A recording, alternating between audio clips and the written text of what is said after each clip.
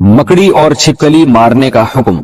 Owais Mukhtar America से पूछते हैं, यहाँ घरों में मकड़ियां बहुत होती हैं जो जगह जगह जाले बना रहती हैं, क्या घर को साफ रखने के लिए मकड़ियों को मारा जा सकता है?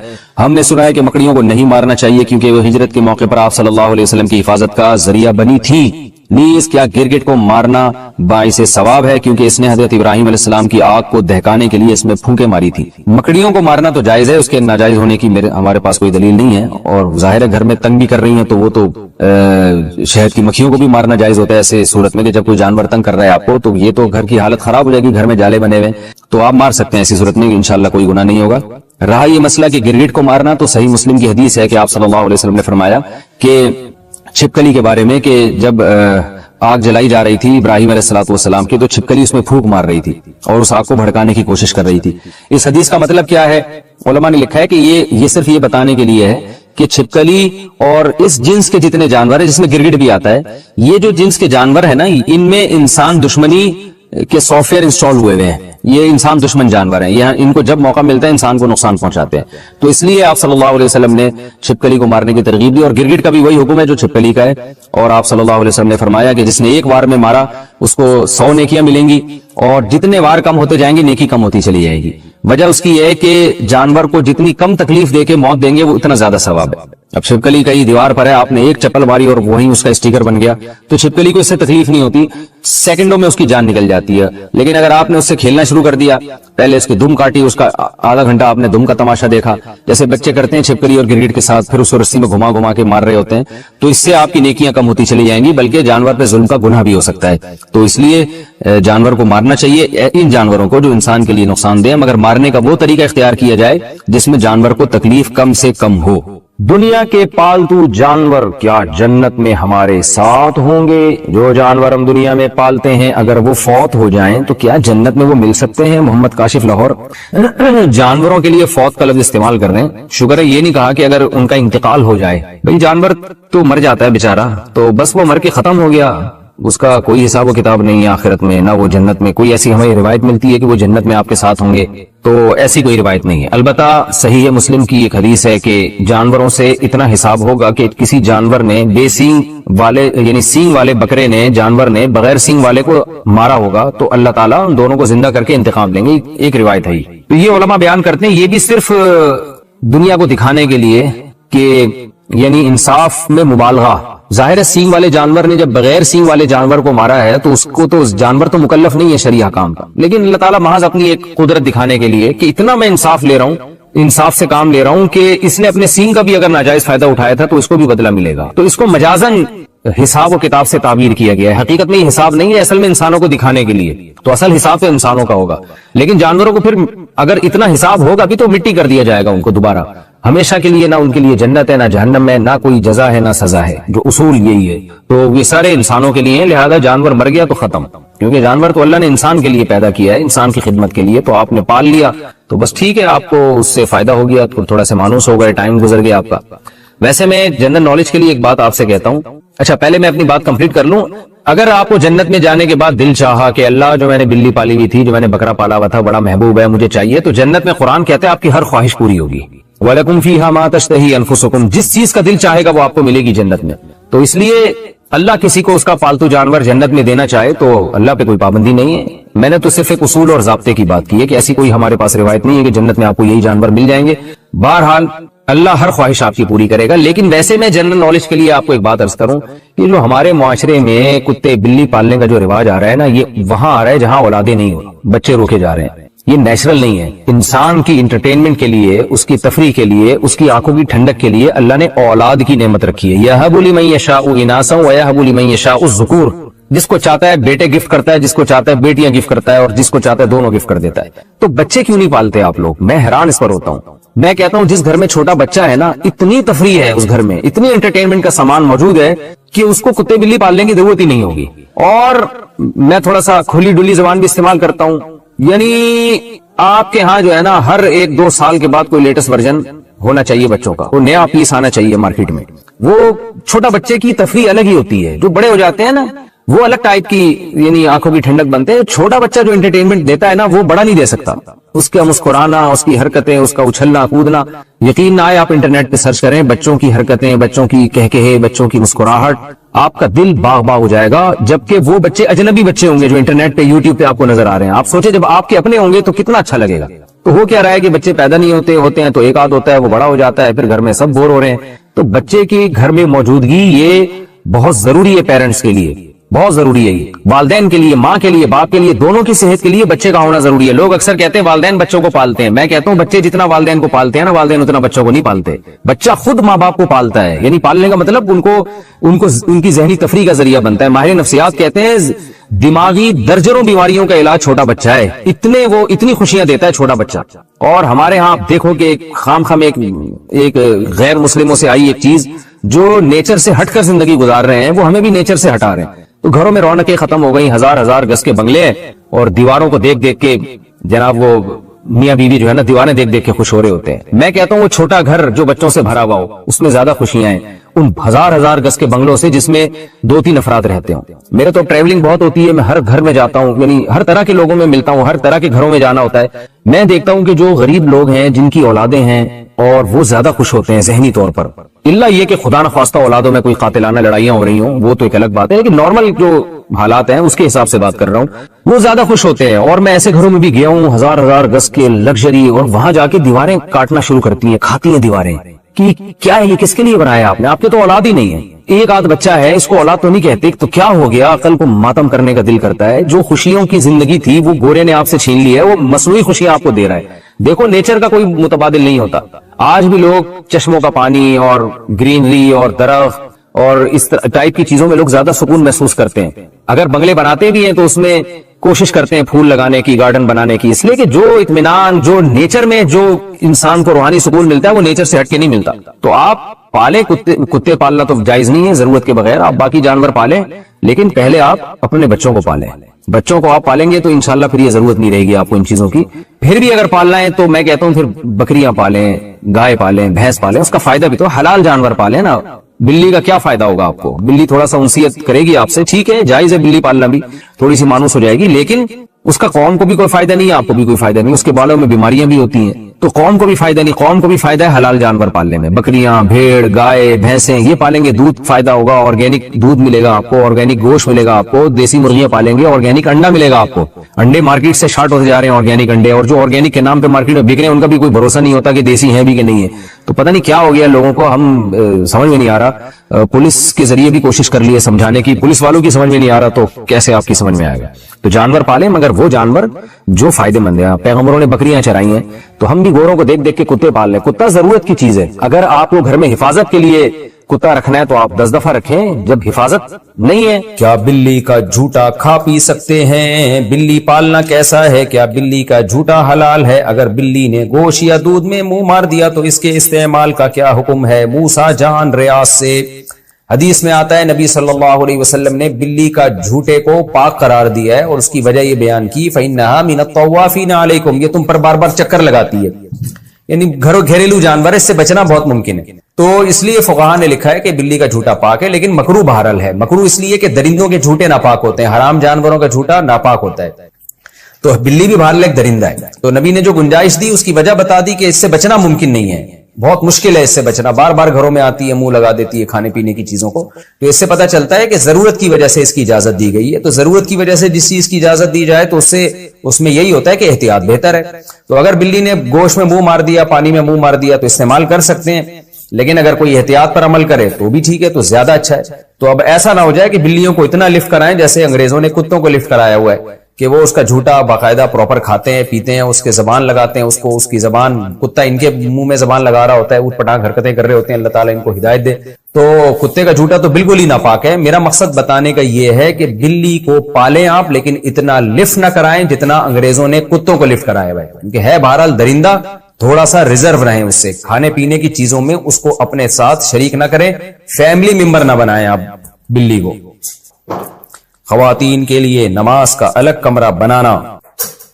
میں گھر میں رہتا ہوں، میرا ارادہ ہے کہ گھر میں خواتین کے لیے الگ سے نماز کے لیے کمرہ چھوڑوں گا، کیا یہ صحیح ہوگا؟ مشتاق احمد، مکہ مکرمہ سے. صحیح نہیں ہوگا بلکہ سنت ہے، یہ صرف صحیح نہیں ہے. نبی صلی اللہ علیہ وسلم نے حکم دیا ہے کہ اپنے گھروں میں بھی ایک مسجد بنایا کرو. مسجد کا مطلب ایک نماز کا, عبادت کا کمرہ الگ کر دو. کچھ دن پہلے میرا کسی جاننے والے کے ہاں جانا ہوا, بڑا گھر تھا ان کا, انہوں نے ماشاءاللہ ایک بڑا خوبصورت VIP کمرہ صرف نماز اور تلاوت کے لیے بنایا. اتنا پیارا کمرہ تھا, اس میں عود کی دھونی تھی, خوشبو تھی, اور بڑا ڈیکوریٹ کیا تھا, اور بڑا اچھا لگ رہا تھا. ایسی جگہ پہ جا کے دل کر رہا تھا کہ یہاں ہم نماز پڑھیں. تو اگر اللہ نے وسعت دی ہے, بڑا گھر ہے, تو ایک کمرہ خاص نماز تلاوت کے لیے بنانا چاہیے. اور جو فقہا نے اعتکاف کی اجازت دی ہے نا, وہ ایسے ہی کمرے میں دیے. لیکن آج گھروں میں ٹی وی لانچ ہوگا اور بیڈ روم ہوگا, ہر ضرورت کا کمرہ ہوگا, مہمانوں کا الگ کمرہ ہوگا, نماز روزے کا کوئی کمرہ نہیں ہوتا. تو یہ بہت غلط چیز ہے. ہاں, جس کا گھر چھوٹا ہو, کمرے ہی دو, وہ بیچارہ کیا کرے گا پھر. تو اس لیے اللہ نے اگر گنجائش دی ہے تو گھر میں نماز کے لیے, خاص طور پہ خواتین کے نماز کے لیے الگ کمرہ بنائیں. ہابی کے لیے کیٹ پالنا, میں نے سنا تھا کہ بلی پالنا سنت ہے, کیا شوق کے لیے بلی پال سکتے ہیں؟ بلی پالنا جائز عمل ہے, کیونکہ پاک جانور ہے, ناپاک نہیں ہے, اس کا تھوک بھی پاک ہے. لیکن ترغیبی عمل نہیں ہے, یہ ترغیب حلال جانوروں کی ہے, کیونکہ اس سے لوگوں کو فائدہ ہوتا ہے, خوراک سستی ہو جاتی ہے. مرغیاں پالیں گے, انڈے ملیں گے. حدیث میں آتا ہے مرغے کو برا مت کہو, کیونکہ وہ اذان کے لیے جگاتا ہے, نماز کے لیے جگاتا ہے. تو پھر انبیاء نے بکریاں چرائی ہیں, تمام پیغمبروں نے. تو اس لیے حلال جانوروں کے پالنے کو تو اپریشیٹ کیا جائے گا. حرام جانور بس آپ کا شوق ہے تو ٹھیک ہے, لیکن کوئی فضیلت نہیں ہے اس کی. کیا بلی کا جھوٹا کھا پی سکتے ہیں؟ بلی پالنا کیسا ہے؟ کیا بلی کا جھوٹا حلال ہے؟ اگر بلی نے گوشت یا دودھ میں منہ مار دیا تو اس کے استعمال کا کیا حکم ہے؟ موسیٰ جان ریاض سے.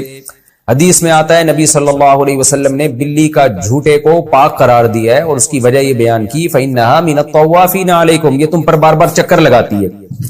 یعنی گھریلو جانور, اس سے بچنا بہت ممکن ہے. تو اس لیے فقہا نے لکھا ہے کہ بلی کا جھوٹا پاک ہے, لیکن مکروہ بہرحال ہے. مکروہ اس لیے کہ درندوں کے جھوٹے ناپاک ہوتے ہیں, حرام جانوروں کا جھوٹا ناپاک ہوتا ہے.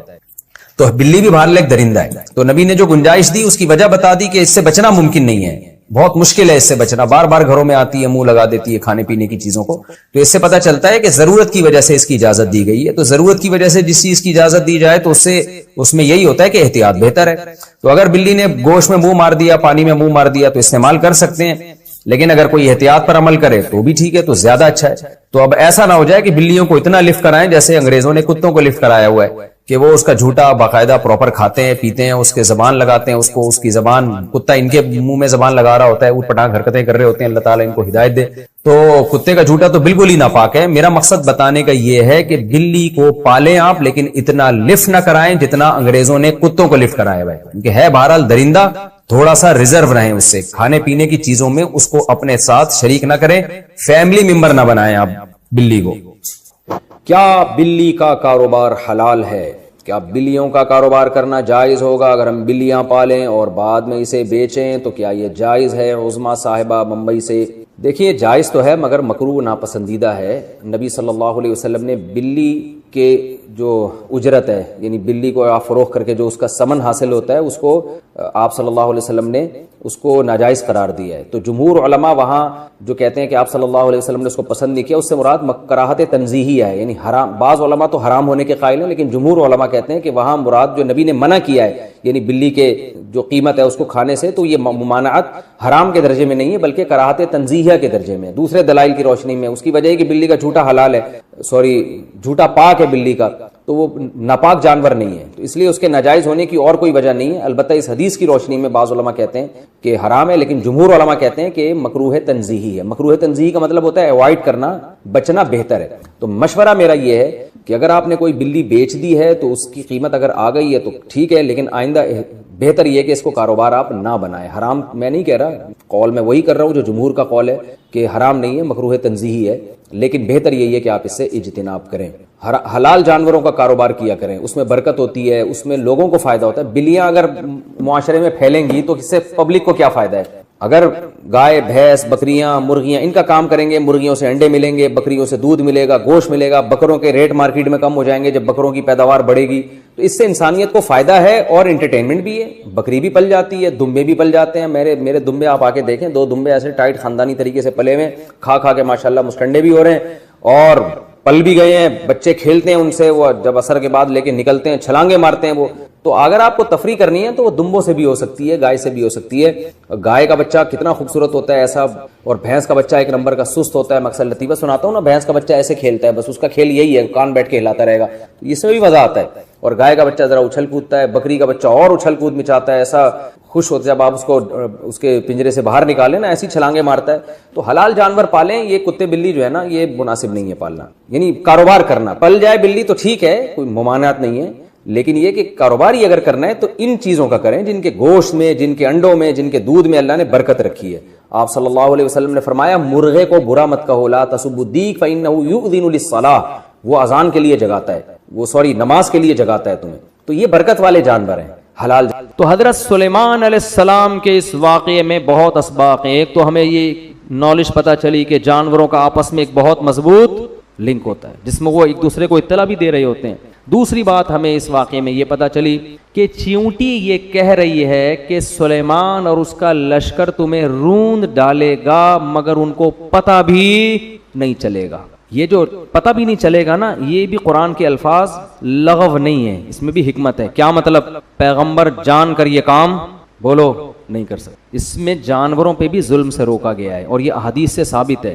نبی صلی اللہ علیہ وسلم نے فرمایا کہ پچھلی امتوں میں ایک پیغمبر تھے جن کو ایک چیونٹی نے کاٹا, تو انہوں نے ساری چیونٹیاں جلا دیں, تو اللہ نے ان پر وحی کر کے تنبیہ کی کہ کاٹا ایک نے تھا, سزا آپ نے سب کو کیوں دی.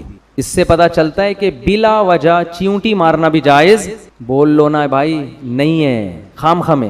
ہاں گھر میں چیونٹیاں تنگ کر رہی ہیں تو وہ فنائل کا پوچھا ووچھا لگا کے, وہ ایک الگ چیز ہے, وہ صفائی ستھرائی کے لیے. ایسا نہ ہو کہ ڈبے رکھ کے چیونٹیاں پالنا شروع کر دیں آپ بلا وجہ. یعنی وہ آپ کو گھر میں تو کیڑے مکوڑے تکلیف دیتے ہیں نا, لیکن تکلیف بھی نہیں دے رہے, خام خامے جانور کو جا کے مارنا یہ اسلام میں جائز بولو نہیں. آپ صلی اللہ علیہ وسلم نے چڑیا کو مارنے سے منع کیا ہے. اجازت دیے جس نے چڑیا کو ذبح کر کے کھانا ہو, شکار کے لیے کھانے کے لیے اس سے مار رہے ہو تو ٹھیک ہے, خام خامے نشانے بازی کے لیے ٹھیک نہیں ہے. حضرت عبداللہ بن عمر نے کچھ بچوں کو دیکھا کہ مرغی کو باندھ کے, یہ کچھ لڑکے تھے, مرغی باندھ کے نشانہ سیکھ رہے ہیں تیر اندازی کا. فرمایا نبی صلی اللہ علیہ وسلم نے اس عمل سے منع کیا ہے. نشانے بازی کسی بے جان پہ سیکھو, مرغیوں کو اس کا نشانہ, یہ ظلم ہے نا جانور کے اوپر. جو کام کسی دوسرے سے ہو سکتا ہے اس میں مرغی کو نشانہ کیوں بنا رہے ہو بھائی؟ مرغی کھانی ہے تو ذبح کر لو. اور آپ دیکھو چائنا والوں کو زندہ کتے کھولتی کڑھائی میں ڈال دیتے ہیں. انسانیت ہے یار, لیکن اسلام چونکہ اعتدال کا مذہب ہے, پہلے انسان ہے بعد میں جانور, اس لیے جہاں جانور انسان کی تکلیف کا سبب بنے گا تو پھر مارنے کا حکم ہے. مدینہ میں جب کتوں کی تعداد زیادہ ہو گئی تھی تو آپ نے صحابہ کو کتوں کے قتل کا حکم دیا, کیونکہ کتوں کی نسل بہت اسپیڈ سے بڑھتی ہے اور ان کے لیے کوئی محکمہ منصوبہ بندی, فیملی پلاننگ والوں کو انسانوں سے فرصت ملے گی تو کتوں کی طرف جائیں گے نا. جس کے لیے اللہ نے کائنات کو بنایا انسان, اس کی تو نسل روکی جا رہی ہے. جو مقصود کائنات نہیں ہے ان کو مارنے پر جو جانوروں کی جو NGOs ہیں نا ان کی طرف سے پابندی. کراچی میں کتا مارنے پر پابندی ہے. یہ کتا پن ہے یا نہیں ہے بتاؤ؟ یہ کیسا کتا پن ہے یار؟ کتوں کی نسل کو کنٹرول کرنا یہ قرآن و سنت سے, یہ حدیث سے ثابت ہے. مدینہ میں کتے زیادہ ہو گئے تھے, آپ نے حکم دیا قتل کلاب کا, کتوں کو مارو, ایک نسل کو کم کرو ان کی. پھر صحابہ تو نبی کے حکم پہ حریص تھے, انہوں نے اتنے مارنا شروع کر دیے کہ دیہاتی باہر سے آتا اس کے بھی کتے کو مارتے ہو. تو آپ نے منع کیا, فرمایا ما لکم وللکلاب, تمہیں کیا ہو گیا کتوں کے بارے میں؟ اللہ کی مخلوق ہے, چھوڑ دو اپنے حال پہ. کیا مطلب کہ ہمیں کتے سے کوئی ذاتی دشمنی نہیں ہے کہ اس کی نسل ہی ختم کرنی ہے, اتنا کرنا ہے کہ انسانوں کو نقصان پہنچانا ختم کر دیں. جب کنٹرول میں آ گئے تو اب چھوڑ دو. تو یہ اعتدال ہے. بعض لوگوں کے ہاں جانوروں کے اتنے حقوق ہیں, NGOs بنی ہوئی ہیں, کتے لوگوں کو کاٹ رہے ہیں, بائکوں سے ٹکرا رہے ہیں, کراچی میں تو بہت ہو گئے ہیں, لیکن کہتے ہیں نا ان کتوں کو مت مارو. اور بعضوں کے ہاں ایسی زیادتی ہے کہ جلتے ہوئے زندہ کتے جلتی ہوئی کڑھائی میں ڈال کے کھا جاتے ہیں. وہ بہت سے دوستوں نے بتایا چائنا میں وہ کتا جب کڑھائی سے نکلتا ہے زندہ ہوتا ہے وہ, کیونکہ اسکن جب تک آپ کے اوپر ہے نا اور گلا نہیں کٹتا, آپ کسی کی موت آرام سے نہیں ہوتی, جلنے سے جلدی موت نہیں ہو جاتی انسان کی. تو وہ کس قدر جانور کے ساتھ ظلم ہے. مجھے تو وہ حدیث یاد آتی ہے کہ ایک عورت نے ایک بلی کو باندھ دیا اور کھلایا پلا رہے نہیں, تو اللہ نے اس کے ساری نیکیوں کو اس ظلم کی وجہ سے ضائع کر دیا. تو کس قدر ظلم ہے. آپ صلی اللہ علیہ وسلم نے فرمایا جانور کو جب ذبح کرو تو ذبح میں بھی اس کو آرام پہنچاؤ. چھری تیز ہونی چاہیے, ایسے دانے والی نہیں ہونی چاہیے کہ گھنٹے پہ کاٹ رہے ہیں اس کو. اور جو ہمارے ہاں پہلے جانور کو لٹاتے ہیں پھر جا کے چھری تیز کر رہے ہیں, بلکہ چھری منگوا رہے ہوتے ہیں, وہ پڑا ہوا ہے پھر کہتے ہیں یار ذرا چھری لے کر آ, تو یہ کام پہلے کر کے رکھ لیتے ہیں, اس کو کس بات کی تکلیف دے رہے ہو. نبی صلی اللہ علیہ وسلم نے فرمایا اللہ نے ہر چیز پر احسان فرض کیا. احسان کا مطلب ہر ایک کے ساتھ اچھا سلوک, جس میں جانور بھی داخل ہے. اب چھپکلی دیکھو, چھپکلی کے مارنے کا حکم ہے, پالنے کا حکم نہیں ہے, نقصان دہ جانور ہے. لیکن آپ صلی اللہ علیہ وسلم نے فرمایا, صحیح حدیث ہے, جس نے ایک وار میں چھپکلی ماری 100 نیکیاں, جتنے وار کم ہوں گے نیکیاں کم. کیوں؟ علماء اس میں حکمت بیان کرتے ہیں, جتنے زیادہ وار میں مارو گے جانور کو اتنی تکلیف ہوگی. لہذا ایک ہی دفعہ میں, ہم بچپن میں مارتے تھے بڑا مزہ آتا تھا, ایک ہی دفعہ میں چپل تبیز سے ماری, وہ اسٹیکر بن کے چپک گئی, اس کو پتہ ہی نہیں چلا, ایک جہان سے دوسرے جہان میں شفٹ. لیکن شرارتی بچے کیا کرتے تھے, گرگٹ کو پکڑ کے نا اس کے گلے میں رسی ڈال کے اس کو یوں یوں کر کے گھما رہے ہیں, وہ کھیل کود میں لگے ہوئے ہیں. یہ ظلم ہے بھائی, یہ ناجائز ہے. تو لڑکے کر رہے ہوتے تھے اس طریقے سے. ہمیں اس وقت بھی یہ عمل اچھا نہیں لگتا تھا کہ یار یہ تو زیادتی ہے, کسی جانور کو تکلیف دینا ہے. تو ویڈیو دیکھیں آپ انٹرنیٹ پر, زندہ مرغا کھولتی ہوئی پانی میں ڈال دیتے ہیں, زندہ مرغا, اور پھر وہ جب تڑپتا ہے اس کو نکالا تو اس کے پر اتار رہے ہیں, کیونکہ پر نرم ہو جاتے ہیں. بھائی تھوڑی دیر کے لیے آپ اپنی انگلی کھولتے ہوئے پانی میں ڈال کے دیکھیں, آپ سے برداشت ہوتی ہے؟ آپ کیسے زندہ جانور آپ اس کے اندر پانی کے اندر ڈال رہے ہو بھائی, اور پھر اس کو نکال کے وہ بیچارہ تڑپ رہا ہے, اس کے بال ہٹا رہے ہیں. آپ کی تو انٹرٹینمنٹ ہے, آپ کی لذت اور مزے ہیں, اور اس جانور پہ کیا گزر رہی ہے وہ جانور ہی جانتا ہے. اسلام نے حکم دیا کہ اس کی کیا کرو, ذبح کر دو, اس کا بلڈ نکل جائے گا, گوشت سے خون بھی صاف, خون سے بھی گوشت پاک ہو جائے گا, اور جانور کو تکلیف بھی کم ہوگی. اس میں جانور تڑپتا بہت ہے مگر اتنی تکلیف نہیں ہوتی جتنی کھولتے ہوئے پانی میں ڈالنے میں ہوتی ہے جانور کو. تو یہ اسلام نے جانوروں کے بھی حقوق بیان کیے ہیں کہ اس طرح سے ان کے ساتھ معاملہ نہ کیا جائے. ایک اونٹ کو نبی نے دیکھا کہ لاغر, تو آپ نے فرمایا یہ اونٹ اپنے مالک کی شکایت کر رہا ہے کہ میرا مالک میرے کھانے کا خیال بولو نہیں کرتا. میں نے ایک دفعہ بکری کسی کے پاس امانت رکھوا دی, بہت پرانا قصہ ہے, ان کو نہیں پتہ چلے گا کس کی بات ہو رہی ہے. میں بکری لینے کے لیے گیا تو وہ بکری کے ایکس رے رپورٹ سامنے مجھے نظر آ رہی تھی. میں نے کہا اس کے تو گردے کی پتھری وتھری کا ٹیسٹ کرانے کی ضرورت ہی نہیں ہے, سب کچھ یہیں سے نظر آ رہا ہے. اس کا حال کیا کیا ہے آپ نے یار, کتنا کھانا کھلاتے تھے؟ کہتے صبح ایک ٹائم کھلاتا تھا بس, میں زیادہ کھانا صحت کے لیے نقصان دہ. اب 24 گھنٹے میں یار آپ خود ذرا ایک ٹائم کھا کے دیکھو, ہم صبح سحری کرتے ہیں پھر شام کو افطاری کر لیتے ہیں, 12-13 گھنٹے کا روزہ کیسا لگتا ہے, اور آپ 24 گھنٹے تک ایک جانور کو, اور بکری تو سارا دن کھانے والی ہے. تو یہ بڑے بڑے ظلم ہو رہے ہیں, یہ بے زبان جانور ہیں. جس کے دل میں آخرت کا خوف نہیں ہے نا, اس سے بڑا ظالم دنیا میں کوئی نہیں ہے. اور جس کو یہ خوف ہے کہ میں نے اللہ کو جواب دینا ہے, تو ان جانوروں کے بارے میں بھی اس کو خوف ہوگا.